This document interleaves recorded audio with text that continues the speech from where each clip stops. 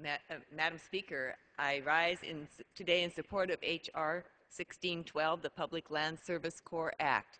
And as I do so, I note the rather unusual markup of this bill or vote on the afternoon here on or this morning here in our nation's capital on a Saturday.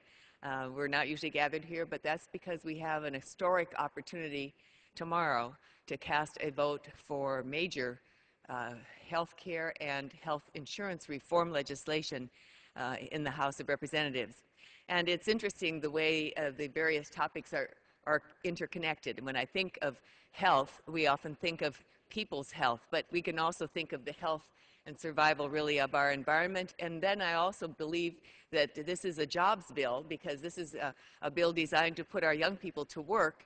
And that's a great deal to do with the subject very much on our minds these days with our slow economy and our great unemployment rate. And as the colleague who preceded me mentioned, the even higher unemployment rate among our young people, this legislation will allow more of them to go to work and go to work in very healthy settings, with out in the fresh air, engaged in exercise, learning to appreciate their natural surroundings, and I believe that it really is a win-win all the way around.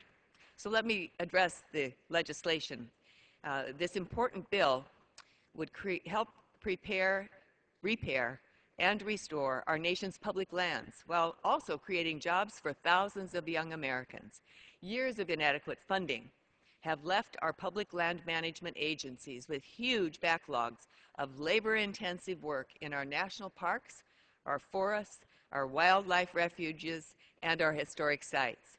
Physical infrastructure is crumbling and the natural resources have been neglected.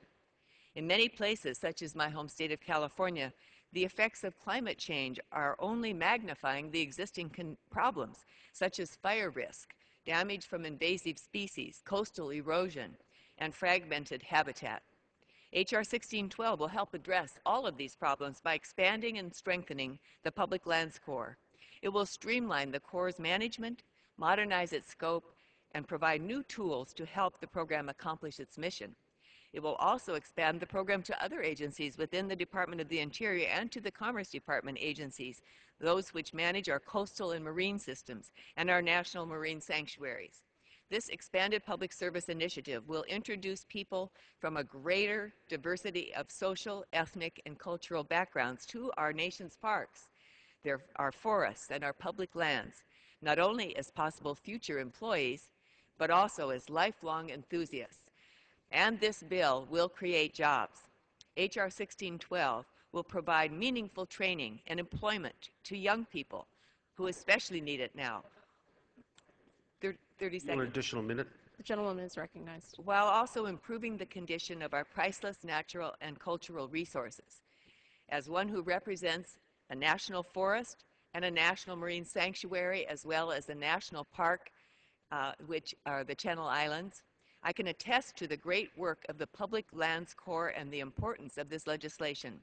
So I thank you, Mr. Grijalva, for introducing this very important bill and for your great leadership on this issue.